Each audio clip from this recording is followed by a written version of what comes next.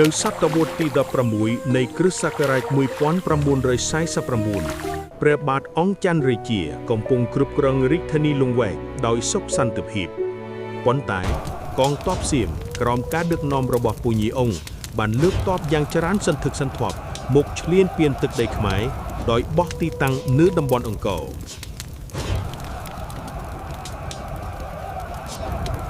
លោកមេតប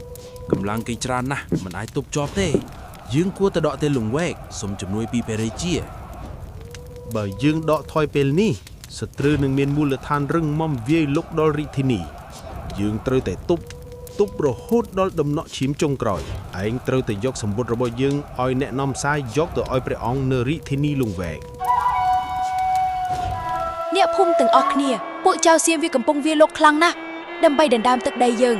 ទោះបីជាយើងជាប្រជារាស្ត្រធម្មតាតែយើងត្រូវតែរួមដៃគ្នាជួយដល់ទាហានយើងប្រយុទ្ធក្តោបស្លាប់នឹងពួកវាការពារទឹកដីយើងឲ្យបានត្រូវតែប្រយុទ្ធ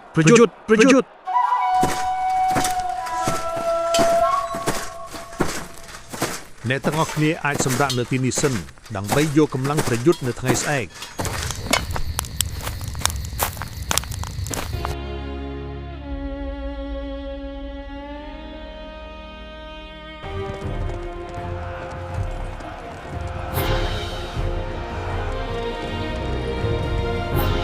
សត្រូវមានគ្នាច្រើនខ្លាំងដូចទឹកបាក់ទំនប់បើយើងវាយតទល់នឹងគេយើងនឹងចាញ់ប្រៀបគេយើងត្រូវប្រើល្បិចដើម្បីបំបែកកម្លាំងរបស់ពួកគេចូលរៀបចំទ័ពយើងនឹងទៅសមរភូមិដោយផ្ទាល់តែយើងត្រូវការមេទ័ពដែលខ្លាំងបំផុតរបស់យើងទៅជាមួយដើម្បីបង្រៀនពួកគេឲ្យស្គាល់ថាខ្មែរមិនងាយចោះចាញ់ឡើយកណាថ្វាយបង្គំ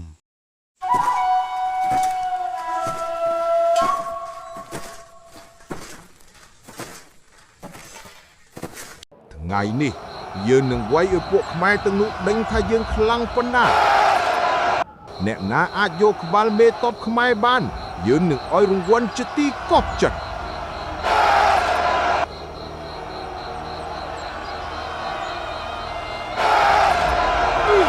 លោកមើលតបពួកយើងជាអ្នកភូមិនៅទីនេះតើពួកយើងអាចជួយអ្វីបានខ្លះខ្ញុំត្រូវការអ្នកស្គាល់ភូមិសាស្ត្រនៅទីនេះច្បាស់ដើម្បីជួយពួកគាត់ជាអ្នកភូមិដែលរស់នៅទីនេះតាំងពីតូចមកនិងជាអ្នកដែលដើរបរបាញ់ក្នុងព្រៃនេះជារៀងរាល់ថ្ងៃពួកគាត់ស្គាល់ទីនេះច្បាស់ជាងបាត់ដៃទៅទៀតពួកគាត់អាចជួយបាន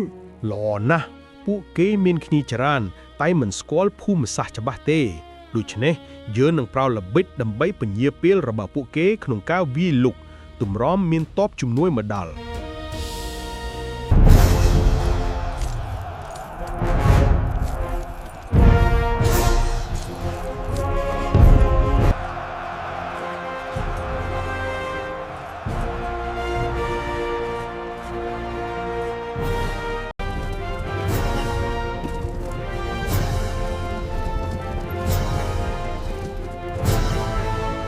តើលោកអ៊ុំស្គាល់ទីតាំងនេះច្បាស់ទេ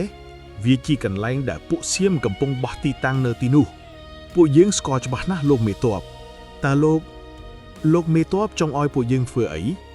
ខ្ញុំនឹងបែងចែកទ័ពជាក្រុមតូចៗដែលមានមួយក្រុម10នាក់ដែលពួកគេជាអ្នកចែកក្បាច់គុណក្រុមនេះមានតួនាទីវាយឆ្មក់នៅពេលយប់ផ្ដោតលើការដុតឃ្លាំងស្បៀងឬសេះរបស់សត្រូវដើម្បីកាត់បន្ថយកម្លាំងរបស់សត្រូវនិងរំខានពួកគេ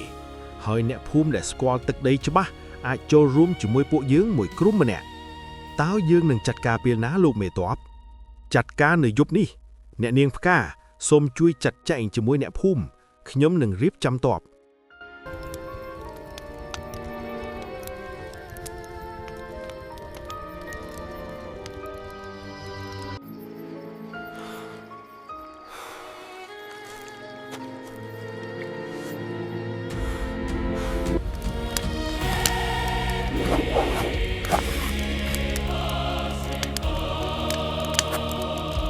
ពួកឯងដឹងថាខ្មែរមានមេតបខ្លាំងប្រមាណអ្នកទេបើតាមឯងដឹងគឺគ្មានមេតបណាខ្លាំងទេអញលើគេថាមេតបដែលមានឈ្មោះមើលពីជ័យខ្លាំងតែឥឡូវរត់បាត់សមោលហើយ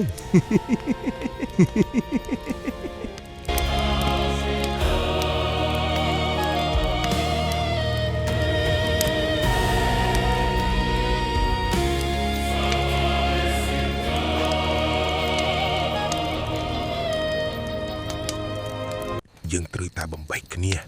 អ្នកខ្លះចូលទៅដុតស្បៀងនិងអ្នកខ្លះទៀតត្រូវដុតជំរុំរបស់ពួកគេរួចអ្នកទាំងអស់គ្នាត្រូវតែរត់គេចខ្លួនមកវិញ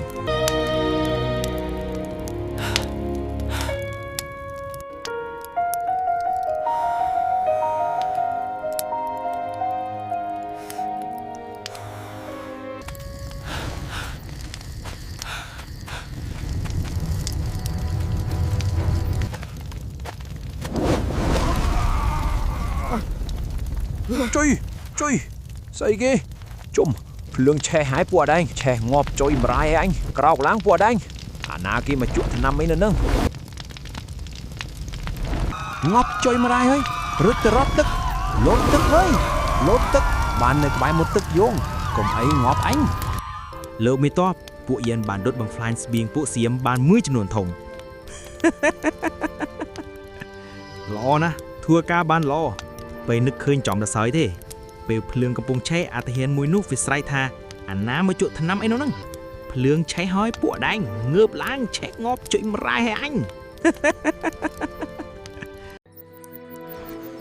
ពួកឯងនេះមកធ្វើសង្គ្រាមឬក៏មកដេកបោះតង់ដេកលួចងាប់តើទាហាននឹងស្បៀងយើងបាត់បង់អស់ប៉ុន្មាន បាទលោកមេតបទាហានយើងស្លាប់អស់ប្រហែល100នាក់និងស្បៀងខូចខានអស់ប្រហែល10%ដែលយើងយកមក ពួកឯងត្រូវតែរៀបចំជំរុំឡើងវិញនិងបន្ថែមកម្លាំងយាមព្រោះពួកគេចង់បន្ថយកម្លាំងយើងទទួលបញ្ជាលោកមេតប មិនហើយអាណែវជីវិតធ្លាក់ខ្លួនណា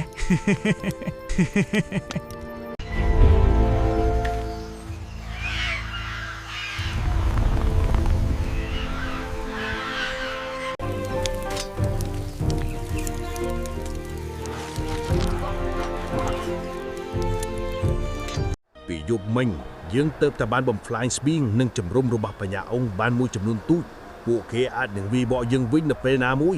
អ្នកទាំងអស់គ្នាត្រូវតែប្រុងប្រយ័ត្នបើសិនជាមានការវាយលុកពីទ័ពសត្រូវ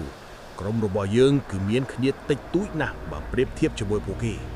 ពួកឯងត្រូវបញ្ឆោតពួកគេទៅកាន់ទីកន្លែងដែលចង្អៀតពួកគេមិនអាចចូលប្រយុទ្ធបានគ្នាច្រើនទេ